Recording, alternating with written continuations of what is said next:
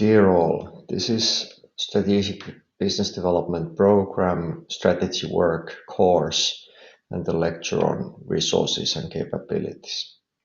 In this short lecture, I will tell about the resource-based view, resources and capabilities, and related factors with some examples. My name is Marko Kohtamäki and I work as a professor in the Strategic Business Development Program. First of all, when we look at the competitive advantage, what comes as the first, one of the most important questions is that how do you measure competitive advantage? How do you know that some company has competitive advantage? My answer to that is, and the answer from the resource-based view, that the firm has to have higher return on investment in comparison to the industry, sub-industry, or its direct competitors. So if the firm is creating higher return on investment than its direct competitors or the industry in general, we know that it has to have some competitive advantage, some advantage over the competitors. So this is a good generic measures. In this course, you take the data, you download the data from Orbis or from other source. You're using financial data to analyze the industry. So there you can already notice what type of companies, which companies enjoy for certain type of competitive advantage. When we move forward, we have the firm context. So we have come from macro level to micro level, from the broader environment to strategic groups, value systems, 5 forces, and now we have come down to the firm level, micro level. So we have the firm value chain. From prior lectures, you remember that the value system was, as a concept, was utilized when we talked about the system from raw materials to end customers and end products. Value chain is within the company, so every firm has its value chain, and value chain consists of both primary activities and support activities. Primary activities are related to the order delivery process, where product or service is ordered by the customer and then produced and delivered by the value chain. And then support activities basically try to support these primary activities, including activities such as firm infrastructure or IT, human resource management, technology development, procurement, supply chain management. So the value chain as a context is utilized to describe the value creating process within the company where the product or service is manufactured or delivered. And we had the 5 primary activities and then the 4 support activities.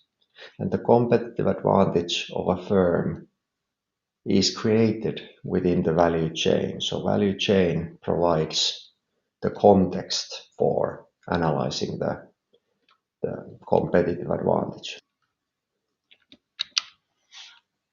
And then how can we use the concept and the value chain model?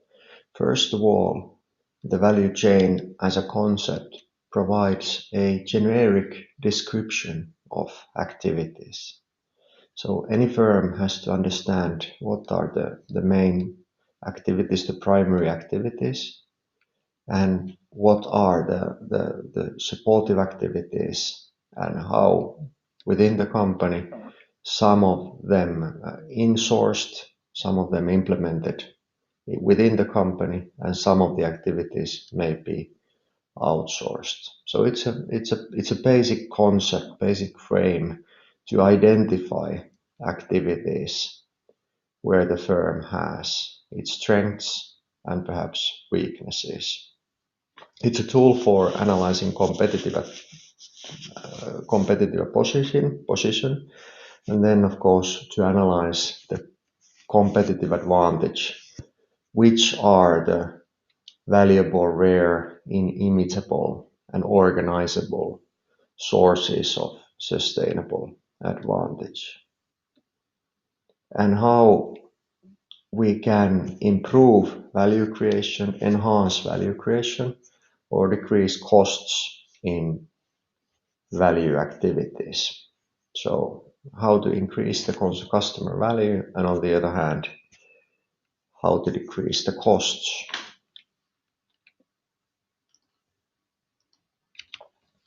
The next slide will highlight and illustrate mapping of activity systems, which we will go through later with the Ikea case. This is another case explaining a little bit similar type of technique, how the activity systems could be mapped. You have in this activity system map higher order themes in these darker blue boxes, and then more micro level supporting activities in these rounded green balloons. And these higher order themes are kind of the main themes which you try to map and understand through the activity system mapping. So which are the broader themes that kind of structure the activity system, and then how those supporting activities in micro level provide the practices and micro level activities and kind of made practical of those higher order themes. So for instance, here we have value-driven recruitment as a higher order theme, and then recruitment criteria of openness, integrity, and humor to implement the value-driven recruitment. On the other hand, we have freedom with responsibility as a kind of illustration of the organizational culture, and then in the micro level operational practice, rules for handling confidential information, and then strict sanctions if a person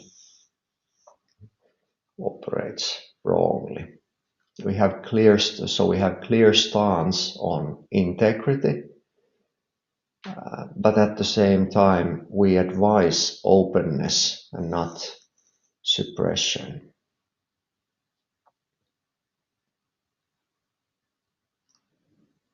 We engage work at strategic level.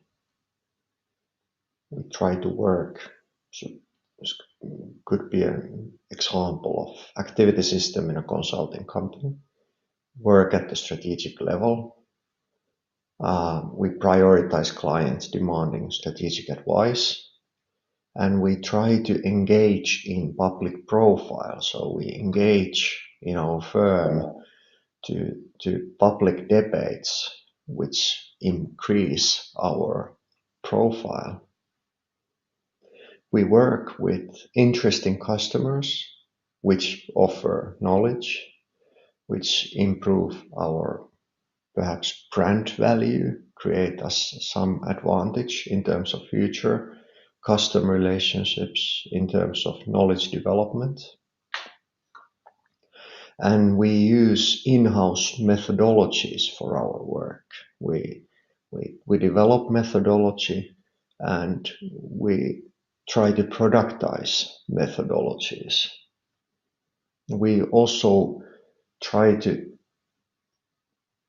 enhance learning within the firm. So for junior consultants or junior advisors, we provide best learning opportunity. We try to provide best learning opportunities.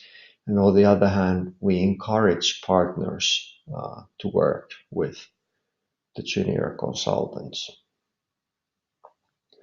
And we offer strong incentives for top performance. And on the other hand, we require leadership, and we pursue internal evaluation of the leadership practices. Mentoring and systems for competence development should be in place so that we can, in addition with our partner mentoring and talented partners, we can provide best learning opportunities for juniors and others.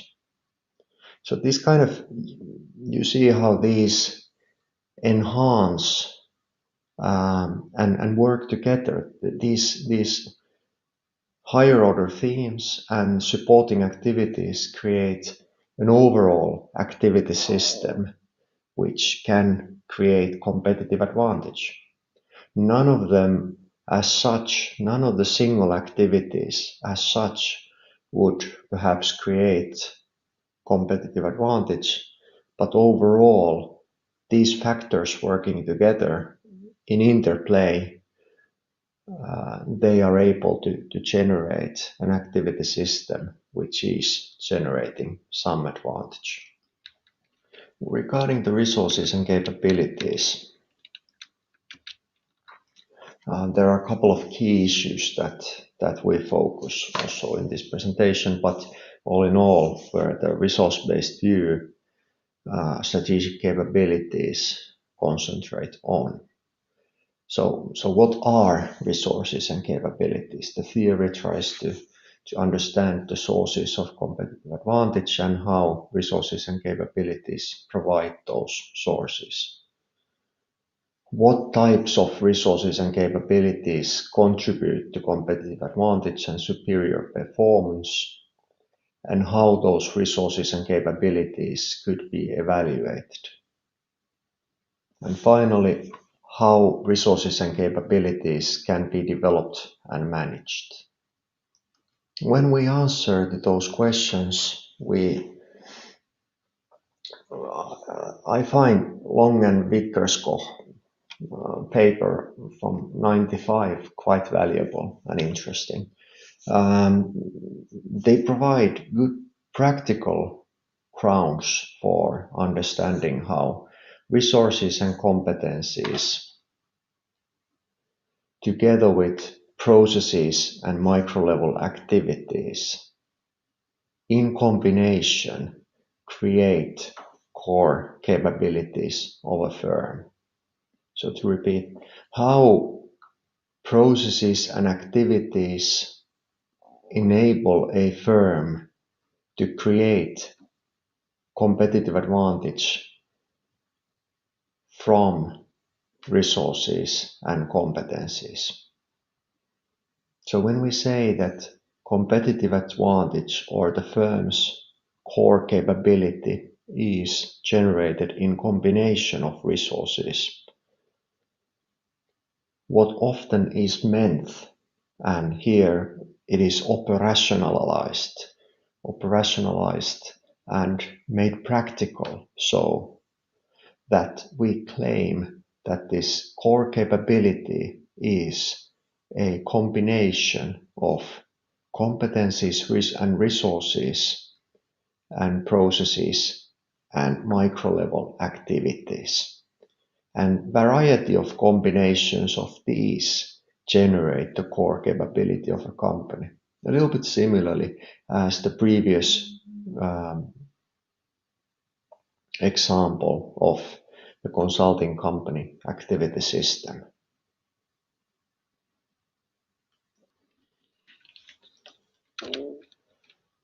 And the firm capabilities can be also divided into these different levels in terms of criticality. First of all, we have certain type of support capabilities, a little bit like support activities in the value chain model. And then basic processes and basic resources. And then the critical or the core capabilities. And then dynamic capabilities, cutting edge capabilities, which are the sources of the future competitive advantage. Perhaps the future perspective here, the existing core capability here, and then basic resources and competencies and supportive resources and competencies. And with a little bit different type of picture related issue. So resources and competencies here, basic competencies, brand, machinery, tools, patents, location, basic resources and competencies. And then processes and those micro level activities, often described or argued that these are something that link, integrate resources and competencies together. And for creating customer value from resources and competencies, you need to integrate these. And for the integration, for linking the people and tools and machinery, etc., resources, you need processes. And those processes require management. They require management systems, reward systems, target setting, follow-up, IT systems, ERP systems, CRM, supplier management systems, organizational culture. And this is the glue that exists in between people and machinery and variety of resources and competencies. So we need processes and micro-level activities to create value from resources and competencies, and the core capabilities are generated in combination of resources, competencies, processes, and activities. In addition to core capabilities, there is another literature which has been developed aside in parallel with the resource-based view and the strategic or core capabilities approach. And that is dynamic capabilities. The original paper from 97 from David Tees. From the origins of strategic capabilities, core capabilities discussion, we can probably say that the Penrose book of the theory of the firm, we can say that that was one of the starting points in the early 60s. Wernefeld 84 paper was one of the important pieces in resource-based view. J. Barney 91 paper kind of initiated really or the resource-based view took off. The literature and research took off from that 91 paper. Tees wrote this dynamic capability paper on 97, classic paper, and since then the dynamic capability theory has been developing in interplay, in interaction with the resource-based view and the strategic capabilities or core capabilities approach, but also in parallel. Dynamic capabilities reflect capabilities of sensing, seizing, and reconfiguring. So these are capabilities related to organizational firm level renewal, while the strategic and core capabilities are related to competitive advantage that emerges from the order delivery processes somehow. So while core capabilities and strategic capabilities are related to operational value creation, order delivery, the dynamic capabilities and resource reconfiguration is related to renewal of the firm, reconfiguring of the resources. Another picture explains how the stakeholders provide some inputs and the broader environmental analysis of trends and latent needs and current customer needs and stakeholders provide input for strategic thinking and strategy work. How firms utilize strategic processes and activities to create customer value from resources and competencies. So by using those processes and activities, customer value is created, which then returns as outcomes, company performance and stakeholder value, shareholder value, which again influences on their expectations in the future. Variety of stakeholders considered.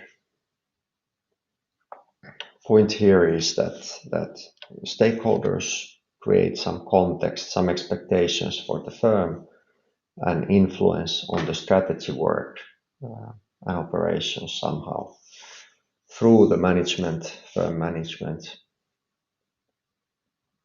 In its core, strategic processes or processes and activities are utilized to create the customer value from resources and competencies, which then generate firm performance and value for stakeholders.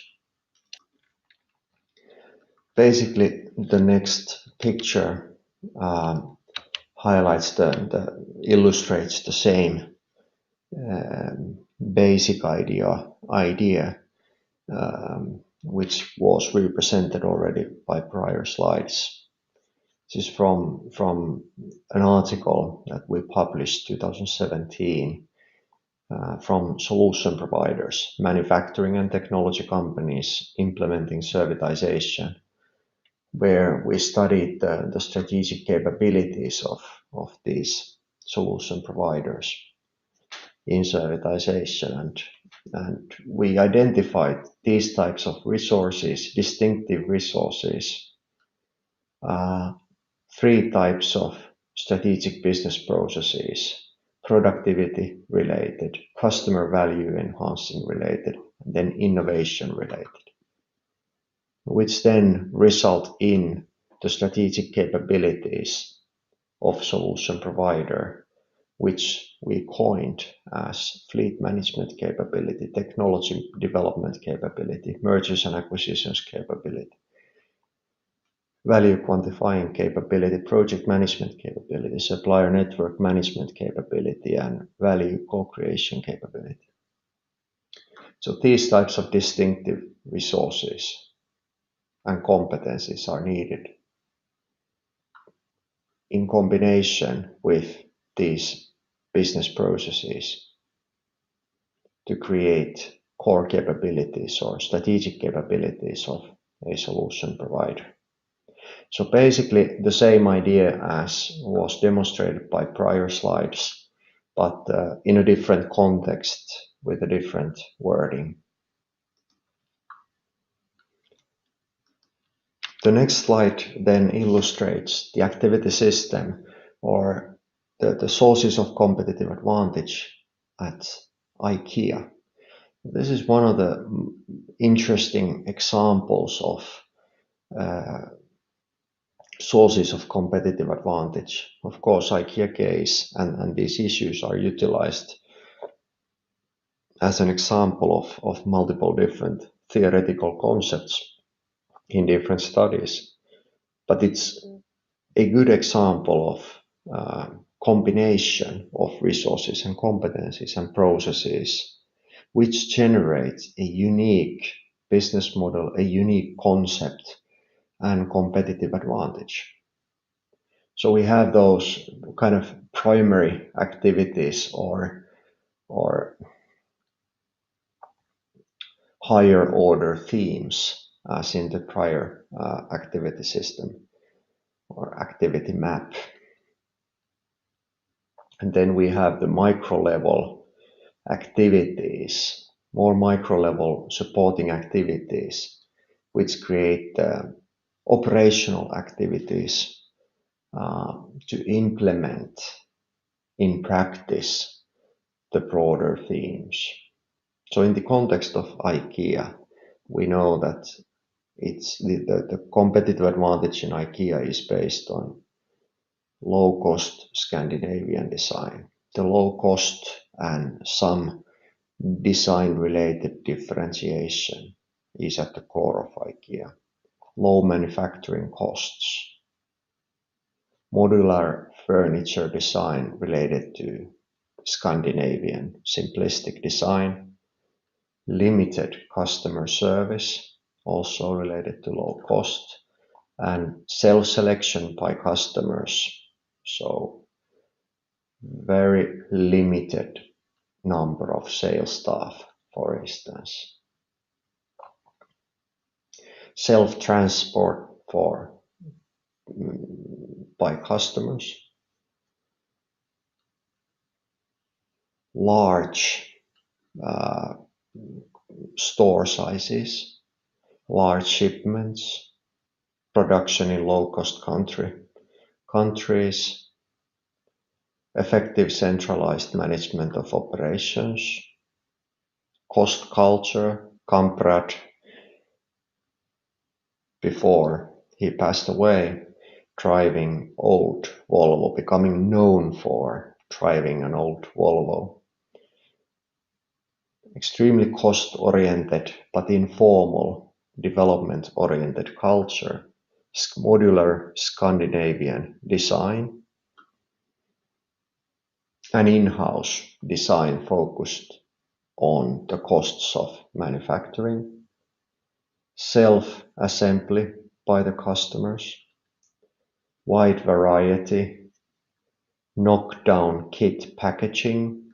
Effective packaging. Ease of transport and assembly. Explanatory catalogs, informative displays and labels. So ease of buying so that customers don't need help.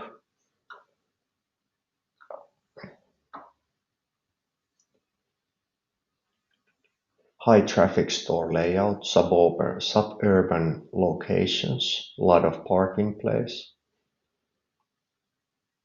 Most items are in inventory, encourages impulse buying.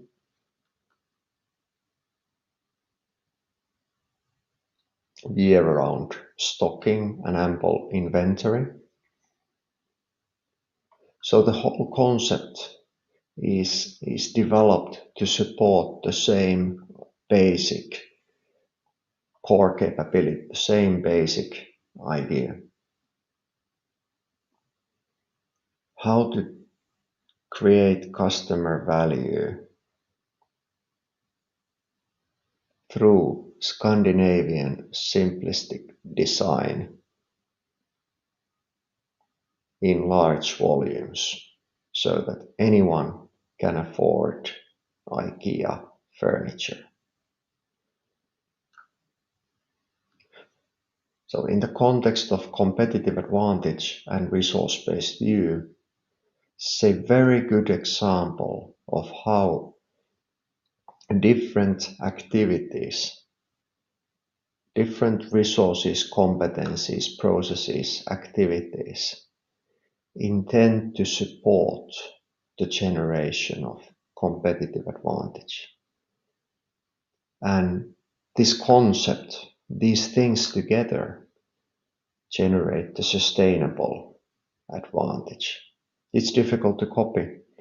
Competitors can copy any activity as such, but it's very difficult to copy the whole concept and bring the concept to the market while Ikea already has the market. So the unique, well-designed concept protects ideas' market shares. And that's the whole idea of resource-based view and the competitive advantage. And it's not any single resource, machinery, competence, or person who is or which is generating advantage, but it's combination of resources, competencies, processes, activities. It's the concept, the combination that generates the advantage. And then when we look at this concept, this IKEA concept, we can use the VRIO model to analyze the potential competitive advantage, the sustainability of the competitive advantage in that model. So the VRIO model suggests that in order to achieve sustainable competitive advantage, the VRIO criteria should be addressed. So V means value, so the concept, the combination of resources is valuable for customers. R stands for rarity. I stands for inimitability, difficult to copy. And O stands for organizational support. So valuable for customers, rare, difficult to copy, and something that is supported by the organization, something that is organized. Because that organization and integration between the capabilities is difficult to copy in the end. And to continue from there, value. Do resources and capabilities exist that are valued by customers, the first thing, and enable organization to respond to environmental opportunities and threats? So two issues, valued by customers, and secondly, response to environmental opportunities and threats. Rare.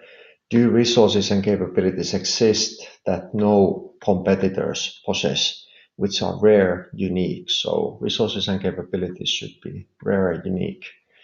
Inimitability. Are resources and capabilities difficult and costly for competitors to obtain and imitate? So are the resources and capabilities difficult to copy? And organizational support. Is the organization appropriately organized to exploit resources and capabilities? How within the organization we are able to utilize the resources? Value of resources and capabilities, as being said, they should enable us to take advantage of opportunities and threats. They are something that are valuable to customers, and are provided at the cost that still allows us to make acceptable return. Regarding rarity, of course, rare capabilities are possessed uniquely by one organization or only by a few others. So how unique our capabilities are. And rarity could be temporary. So patents may expire, we may lose valuable people, we may lose organization. Brands can lose their value. But of course, the stronger the combination is, the more difficult it is to actually lose the value. The important thing is that it's not any single resource, but it's a combination. And regarding the difficult to imitate, inimitability, difficult to copy, of course, in practical terms, competitive advantage builds on practical resources, real human, combination of resources, as you remember from the Ikea case. But if the resources builds on only a few a bit simplistic resources which can be bought from the markets, they are more easy to imitate, obtain, or substitute from the markets. A simple machinery can be bought from the market, so it hardly can be a source of competitive advantage, sustainable competitive advantage. It's easy to copy. And sustainable advantage is often found on the way resources are managed, developed, and deployed. How their competencies or resources are linked together and integrated. So something that is in machine, in one person, or in couple of machinery, couple of persons, is easier to replace, easier to buy, to substitute from the markets. But the integration, coordination, management, the concept as a whole can be difficult to imitate, as in the Ikea case, but also in a more micro level in a smaller company. But it's important to understand that it's within the concept. It's the concept that matters. And the uniqueness and difficult inimitability is in the concept as such. Further, the inimitability can be understood or analytically conceptualized through additional criteria that we go through in the next picture, the next slide. So we have complexity, causal ambiguity, culture and history, which can generate the inimitability, difficult to copy. Complexity, it's difficult to understand how the different issues are linked to each other. In the activity map, activity system of Ikea, it's difficult to see, difficult to understand beforehand, before someone really makes it explicit, really describes it in the picture, that how these issues are linked, both internal issues within the value chain, and then external issues which are in the environment of the firm that enables some new business, or in the linkages between customers and suppliers, or some R&D companies. For a competitor, it may be difficult to see. So the complexity kind of shadows the sources of competitive advantage and make it more difficult to copy. Causal ambiguity, very much related to complexity. It's difficult to know what the actual characteristics of the competitive advantage and the processes or certain competencies are, and how they are creating the advantage, how the different concepts are linked together. The links are ambitious. The concept and the model may be, the activity system may be ambitious. It's difficult to understand from when you are looking from outside that how they are doing it. We see that the company is doing something special, something, we see the output, we see their products, but we don't see what is happening within the product development, how they are doing things. It seems that it's difficult to understand how they are implementing things. So the linkages, the characteristics of activities and competencies may be ambitious, but particularly the linkages between different issues. It's some combination of issues that is ambitious, difficult to understand. And of course, culture and history. There are different types of activities that are just taken for granted, something that just happens, and they may not be always described or explicated that well. They are just routines which make it difficult to see and understand them. And then path dependency, that organizations and markets are path dependent, and path dependency is related to routines. Routines are kind of path dependent, and they are in the ways of working.